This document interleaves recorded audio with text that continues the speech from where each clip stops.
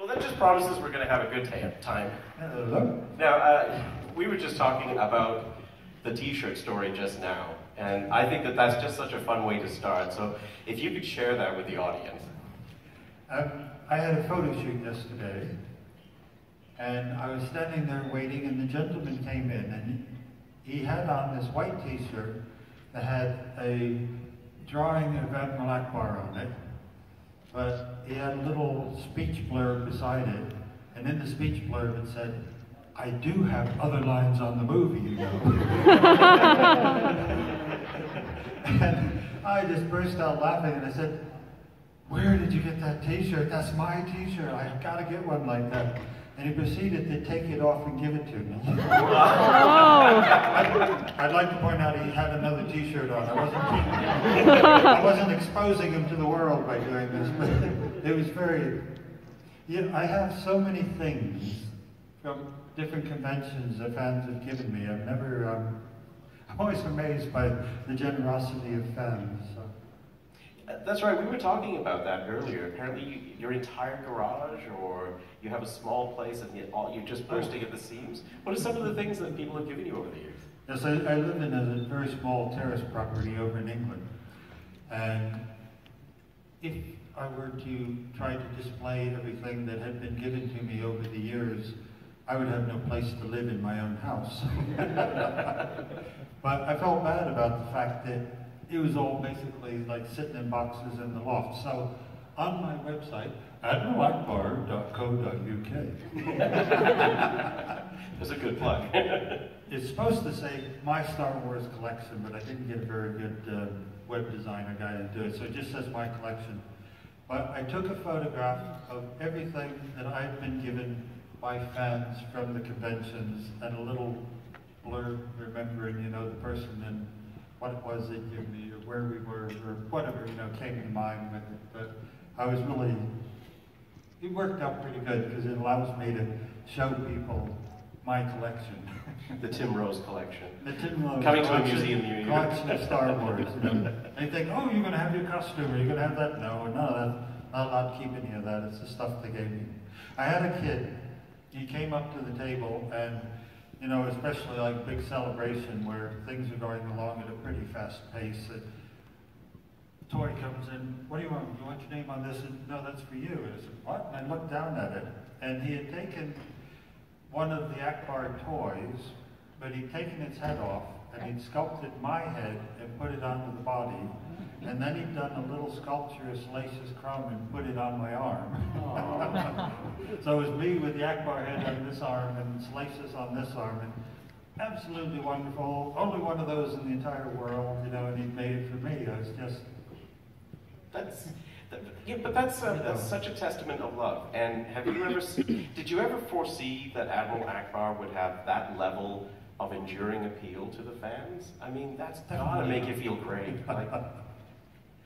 No, because there was a long period in between there after the movie.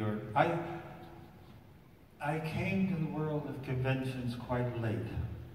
And I was living in England, and this guy started contacting me. He said, oh, I have a autograph collector's event in Basildon, and we'd like you to come to it. And, why? Well, so that you can sign your autograph and pictures and things. I said, why? Well, people collect them. Do they really? And of course, the first thing I thought of then was I'd seen this movie, Galaxy Quest. So I thought, oh God, I go to one of these conventions and they're all going to be like these guys in Galaxy Quest. So, between that and not really knowing what was going on with any of it, I held off. But then when I started doing them and got to meet the fans, the real fans, and not the crazy ones from Galaxy Quest, I just absolutely loved it. So. Well, that's great. I'm glad that you're enjoying the experience, and I know that we're all enjoying having you here. And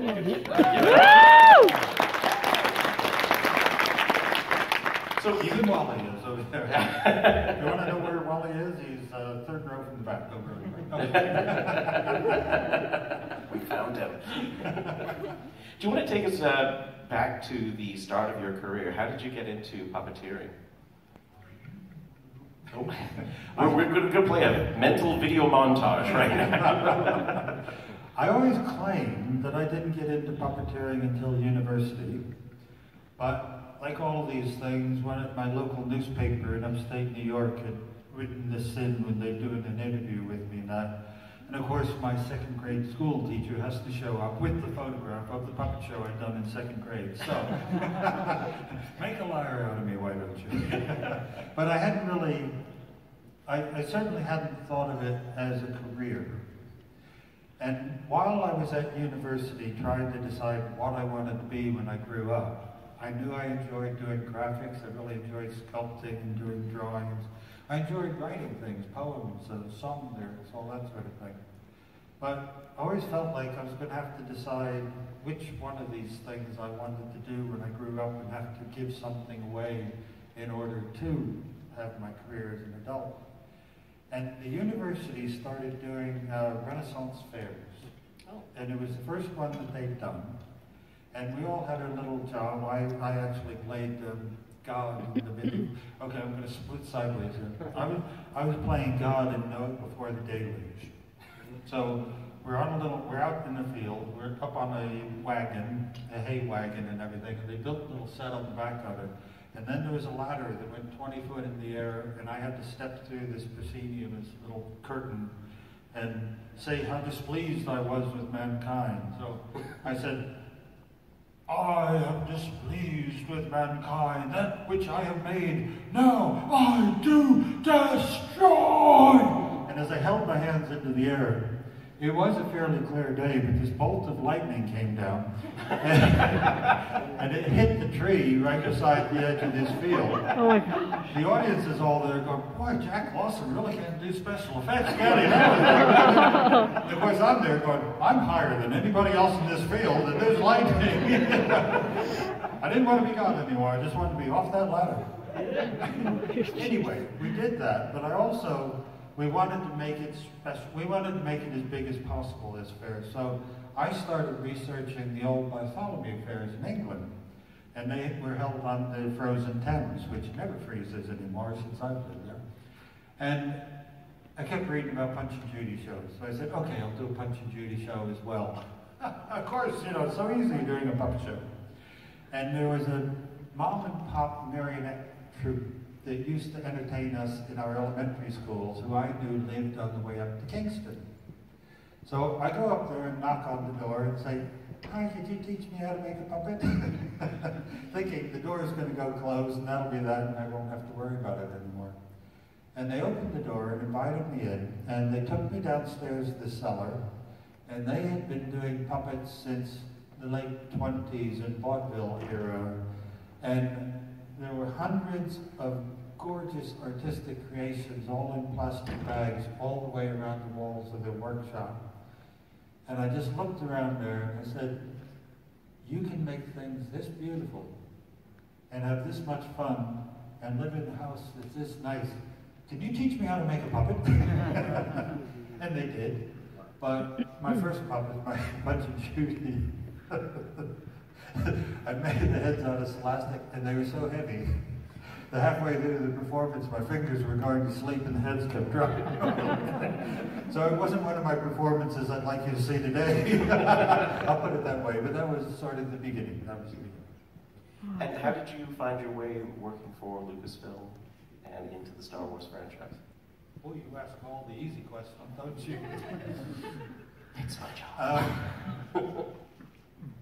When I left university, I was doing my own bank puppet booths. It was a Chinese form where the booth sits right on your shoulders and then you can just walk around. And I did the true story of Prince George and the Dragon, which a young guy in Connecticut saw, and he made it into, it was the movie that had Sean Connery playing the dragon. And Dragonheart. Dragonheart. Well, if you want to know the story that I did in my little puppet shows, it was that. But he stole it from me and made it into the movie. Anyway, but when I had to earn a proper living, I went to New York City and I was working for a theatrical lighting company doing lights on Broadway and off-Broadway. But I heard that the Muppets were hiring people for the workshop. So I went over and knocked on the door and said, "Hi, I'd really like to make puppets with you," and they very thankfully gave me a job. So I worked with the Muppets for quite a few years, and actually it was at the time when Fraggle Rock was just being talked about, and I went to Jim, and I said, "Jim, I'd really like to puppeteer on Fraggle Rock." And I puppeteered on Dark Crystal and Labyrinth and all these things, but he said, "Well, we feel that your real value to the company is the animatronics work." And at the time, being a young kid, not really seeing the world from the right perspective, I thought he was telling me that he didn't think my puppeteering was good enough. It's only with age and perspective from history I realized that it was much easier for him to find another puppeteer. But the animatronic stuff that we were doing, that was what was selling those movies and getting people talking and wanting to come see the next movie. And he wanted me to keep making that stuff I was making for him in the workshop. Unfortunately, he didn't want it enough to pay me as much as puppeteers got paid, which is why I wanted to be one of the puppeteers. But, so I got angry with them and I left. I'm now sitting back in my little apartment in New York City saying, all you ever wanted to do was puppets. And you just left. The biggest puppet company in the world. What kind of a complete, stupid, dumb head are you? And as I'm sitting there beating myself up, the telephone rings, and my friend Mike, who is now working. I mean, they do those things, the movie magic or whatever, you know, where you get the ventriloquist and this dummy, and the dummy takes over the person and all that kind of thing. It's not quite like that, but it is similar. You can do a character for so long that I had a silly little thing, Bounce It was a character I did for a Saturday morning kids program.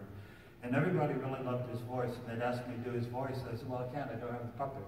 They said, what do you mean? And it's just, you absorb the character so deeply that they just take over a little part of your brain, and the whole thing works together, but you need the whole thing to do it. You know? So it sounds crazy, but it's sort of how it works. Before we turn the time over, we only use 10% of our brains, so you got lots of room to put characters in there if you want to. And sometimes they'll talk to each other. Yeah, and sometimes they don't. Before we turn the time over to the audience, is there a particular fan moment that stands out in your mind, in which was fun to remember, or was maybe awkward? Did we talk about this yesterday? Yes. Remember we were talking about one of those moments where a fan came up to you and it was just something that just stuck with you as either inspirational or cringeworthy. I can't remember what I told you.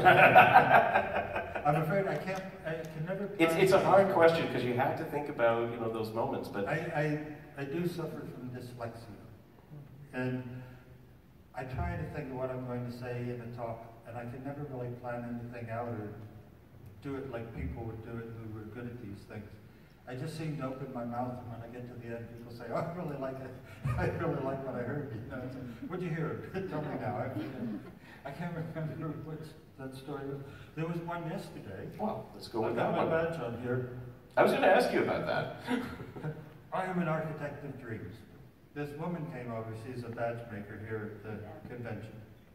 And we got talking, and I said one of the things that I appreciate about doing conventions was that when I hit my midlife crisis, I thought, why didn't I listen to my mother? She wanted me to be an architect. And financially, I think I would have been a lot more secure in my old age if I'd stuck and done what she'd asked me to do.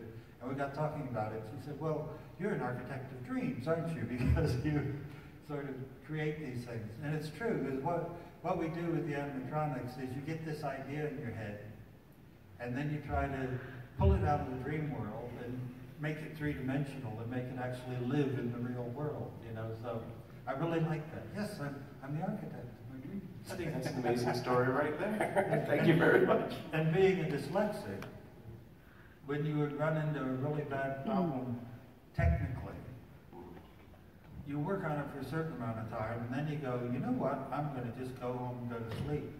And I would just go home and go to sleep, and the next morning I'd wake up, And there it was all solved. And I don't know who did it, but somebody in there told me how to solve this problem that I couldn't solve the whole day before, and it was done when I woke up. So there you go, okay, next one.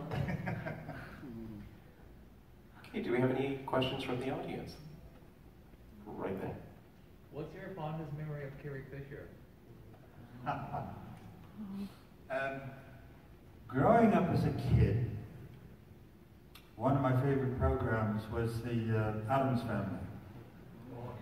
And when we were shooting the scenes with Jabba the Hutt, and I'm inside the tail and Kerry's chained up there in her metal bikini and everything, as we had time to kill in between shots, Salacious would look over at her and he'd go, "Ah, Academy." I thought he was so, and he would start kissing her ankle, you know, and working his way up the calf and everything. And then they'd call turn over, and of course I couldn't get out the chalk because my arms didn't actually work. But I said, "I shall return," you know, and it always made her laugh. But of course, if I'd done that myself, I would have been fired off the production. You can get away with murder with the puppets. So. Kerry was, she went too soon. I mean, what I loved was, in the more recent conventions and everything, she was really getting it. She was really appreciating the time she spent with the fans and everything, and goofing around. She was like drawing little wedding rings on people's fingers and everything, and she was really enjoying herself. And I loved watching her enjoying herself. See, this is the background stuff that people really want to hear about. That's a beautiful story. Thank you. Thank you for asking that question, too. Thank you. Do you have any others? Oh, right there. Oh, yep, sure, with the camera. I love this, by the way. I think, yeah, no, it's me. It's my turn. Go ahead. I heard an interview with Neil LaRose de Gemero, who was talking about Howard the Duck, and he said to convince you to do it, that he promised you a burnt orange Harley Davidson. Is that true? Oh, for Howard the Duck? Yeah. I'm sorry you're filming this, so I can't tell you this. Oh. Neil really wanted Secrets.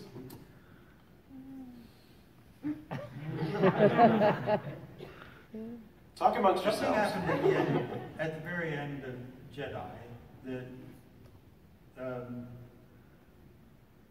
cost me a lot of money. So when they asked me to come back and do Howard the Duck, I went to the solicitor that had charged me all this money, and I said, "Do you do contracts as well?" And he said, "Yes, I do." I said, "Would you like to negotiate a contract with ILM?" And he said, "Oh, you bet I would." So we were discussing this contract, and he was basically trying to get the payment that I'd had to pay him to clear my name out of them as an upfront payment for me to come over and do Howard the Duck. And they said, "No, we can't do that." And he said, "Well, they're being totally unreasonable, don't do it." I said, "Yeah, but Howard the Duck, in terms of animatronics, he was like a leading man character. Normally an animatronic is something cute sitting over on the wall or adding visual interest or whatever. So I did really want to do this thing." And I said to the lawyer, I said, "I've always wanted a Harley." And he went, "Okay, right, well, I'll say that to him, you know." Even he didn't know quite where I was coming from with this one. I was being dyslexic again, you know. And so he goes, "Tim says he'll come and do it if you buy him a Harley." And I said, "Oh, sure, we can do that. We can put it on the props budget." So while everybody else on the show was climbing into the crew bus to drive off the next location, Tim was on his Harley saying, "I'll see you guys over there."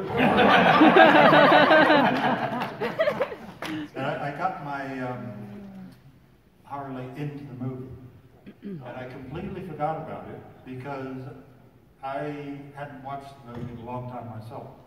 But I thought, well, because I keep talking in conventions about this movie, I better watch it, you know. So I bought the DVD. And when Howard comes down to Earth, he lands in the garbage can, and Leah's being attacked by her manager, and he comes out and sort of intervenes between the two of them, and then he starts wandering off up the alley on his own, all sad and dejected. Well, I saw him laying the camera track for the shot of him walking up the alley, and said, "Right, I'm going to get the Harley in the shot." So I ran off and got it, and I pushed it into the back. So the Harley that George bought me is in the back of that shot, and just in the dark. But yes, it's true. I told the story. That's great. Oh, also there was a motorcycle gang in there.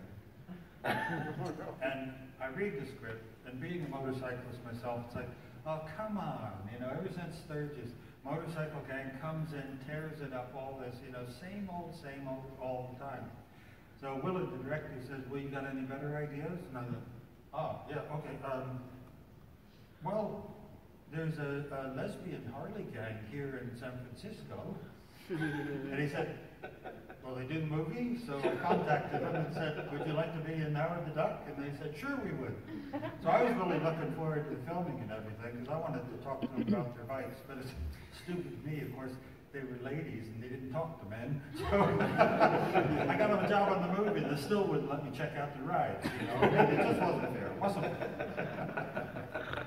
I think there was a question right here, yes. I was wondering, who did more voices on set, and did you know that Mark Hamill was so good at them?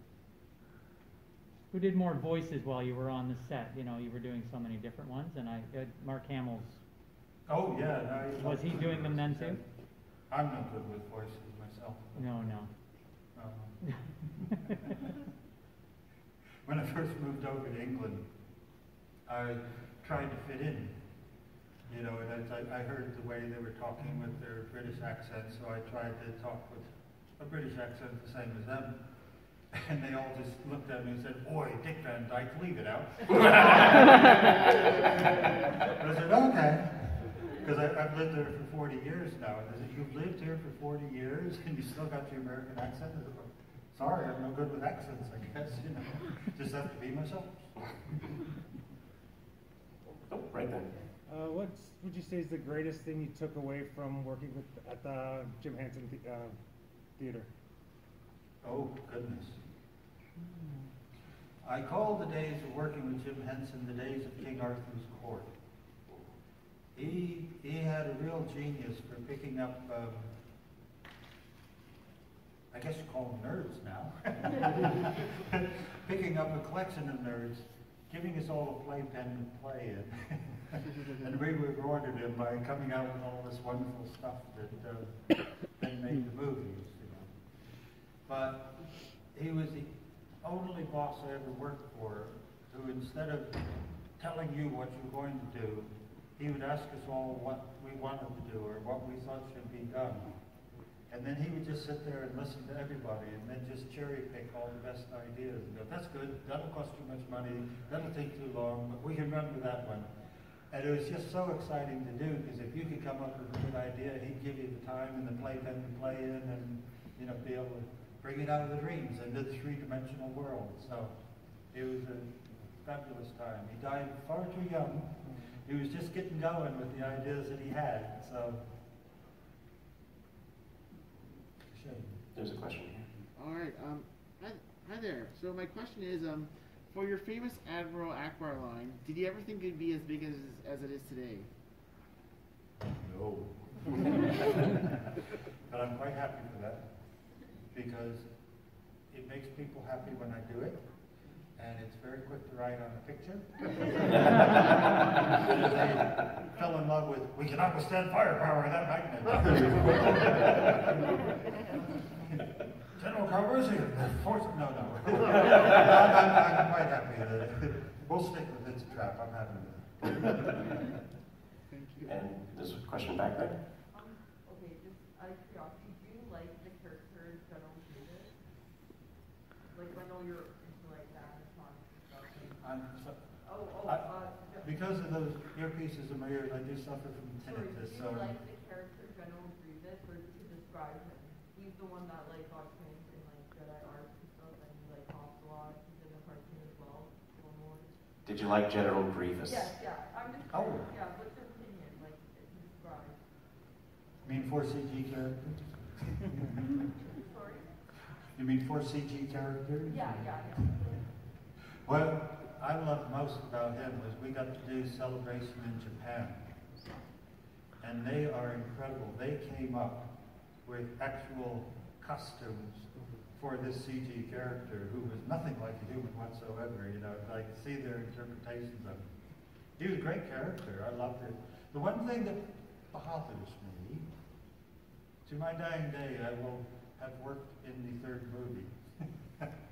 Even though I'm now episode 6, I guess, or something. Because I feel it sort of proves devolution in a way.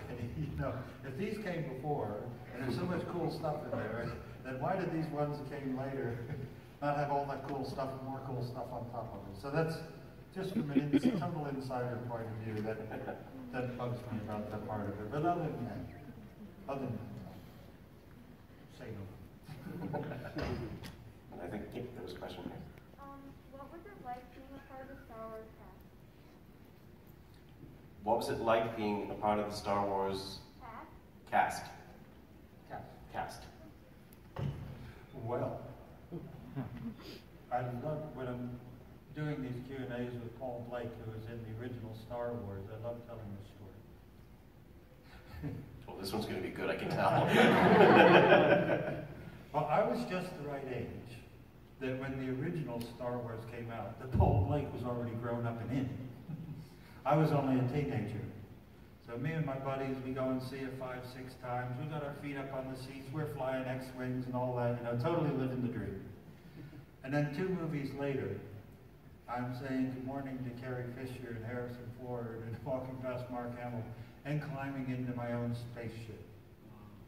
So you can imagine what it was like. I had 2 stories I told only this morning.